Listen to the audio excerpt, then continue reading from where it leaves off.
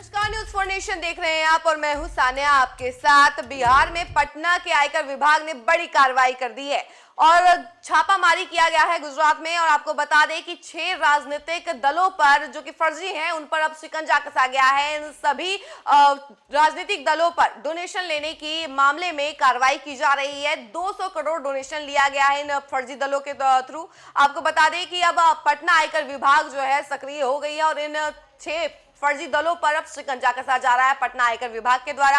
आपको इस खबर के बारे में हम विस्तार से बताते हैं। पटना आयकर विभाग ने गुजरात में छापेमारी की। आयकर विभाग ने फर्जी राजनीतिक दलों को 200 करोड़ की डोनेशन देने के मामले में बड़ी कार्रवाई की गई है। दरअसल बिहार और झारखंड में सक्रिय 6 फर्जी राजनीतिक दलों को 200 करोड़ रुपए से अधिक चंदा देने के मामले में बड़ा फर्जीवाड़ा उजागर हुआ है। इस गड़बड़ी के तार गुजरात से जुड़े पाए गए हैं। मामले की गंभीरता को देखते हुए पटना आयकर विभाग की टीम ने गुजरात के 2 प्रमुख शहरों राजकोट और अहमदाबाद में चार्टर्ड अकाउंटेंट प्रणव शाह के दफ्तरों पर छापा मारा है। जानकारी के अनुसार ये छापा अंतरराज्यीय संदिग्ध वित्तीय ट्रांजैक्शनों की जांच के तहत मारा गया है। राजकोट स्थित सीए प्रणव शाह के अहमदाबाद और राजकोट ऑफिस में एक साथ सर्च ऑपरेशन चलाया गया। छापेमारी में पटना आईटी की टीम के साथ स्थानीय गुजरात आईटी अधिकारियों ने भी सहयोग किया है।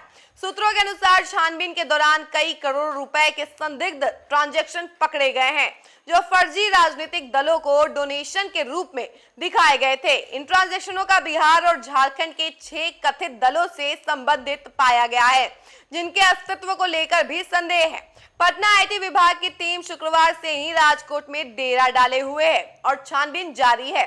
शुरुआती जांच के आधार पर माना जा रहा है कि आने वाले दिनों में सीए प्रणव शाह के खिलाफ बड़ी कार्रवाई हो सकती है। इसके अलावा टीम की नजर गुजरात के अमरेली क्षेत्र में भी कुछ ठिकानों पर है जहां निकट भविष्य में कार्रवाई की संभावना जताई जा रही है। आपको बता दें कि पटना आयकर विभाग को हाल ही में इस गंभीर गड़बड़ी की जानकारी मिली थी जिसमें बताया गया था कि बिहार और झारखंड में सक्रिय 6 फर्जी राजनीतिक दलों को भारी मात्रा में चंदा दिया गया है।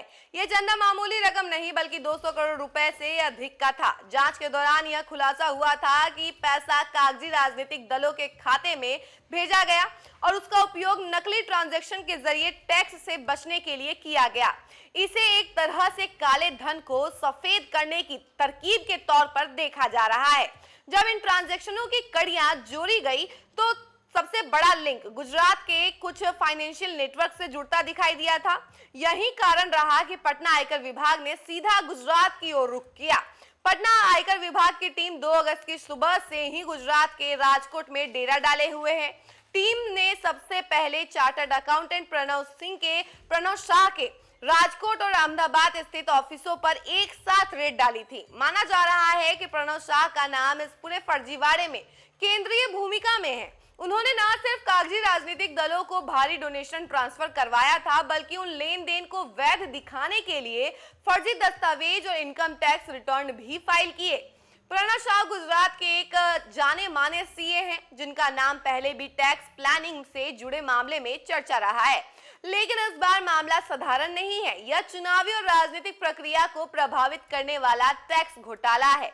प्रणव शाह के खिलाफ शुरुआती जांच में कुछ ऐसे दस्तावेज और डिजिटल एविडेंस हाथ लगे हैं जिनसे साबित होता है कि वे बिहार और झारखंड में रजिस्टर्ड कुछ कथित राजनीतिक दलों के खातों को मैनेज कर रहे थे और उन्हीं के माध्यम से बड़ी मात्रा में डोनेशन घुमाया जा रहा था। सूत्रों के अनुसार आयकर विभाग को छापेमारी के दौरान कुछ बेहद महत्वपूर्ण हार्ड डिस्क, पेन ड्राइव और कंप्यूटर सिस्टम मिले हैं जिनमें फर्जी डोनेशन की ट्रांजैक्शन डिटेल्स और एक्सेल शीट्स और पार्टी ट्रांजैक्शन के फर्जी दस्तावेज हैं। इतना ही नहीं, टीम को प्रणव शाह के बैंक खाते से ऐसे लेन देन भी मिले हैं जो सीधे तौर पर इन कथित राजनीतिक दलों से जुड़े हैं।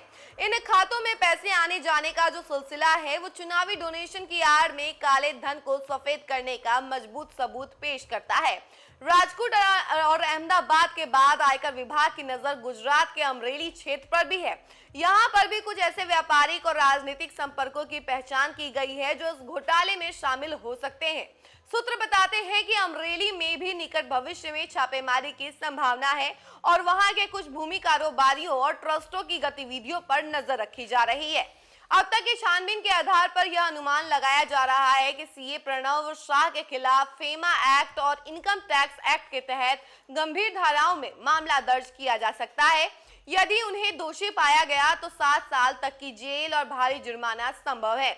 साथ ही जिन फर्जी राजनीतिक दलों को ये डोनेशन दिए गए हैं उनके रजिस्ट्रेशन रद्द किए जा सकते हैं और उनसे भी रिकवरी की प्रक्रिया शुरू हो सकती है। तो आपने सुना कि किस तरीके से ये छापेमारी की गई है। देखिए, विधानसभा चुनाव की उल्टी गिनती शुरू हो चुकी है। ऐसे में अब सभी पार्टियां जो हैं एक तरीके से ग्राउंड लेवल पर उतर चुकी है, लेकिन कई सारी ऐसी पार्टियां भी हैं जो कि गैर कानूनी काम कर रहे हैं। जैसे कि 6 फर्जी दल जो हैं, 200 करोड़ डोनेशन जो है चंदा के नाम पर लिया गया और इसकी जानकारी जैसे ही पटना के आयकर विभाग को लगी, पटना के आयकर विभाग सक्रिय हो गए और सीधे गुजरात पहुंचे और वहां पर जाके छापेमारी कर दी गई और पूरे मामले का खुलासा हुआ।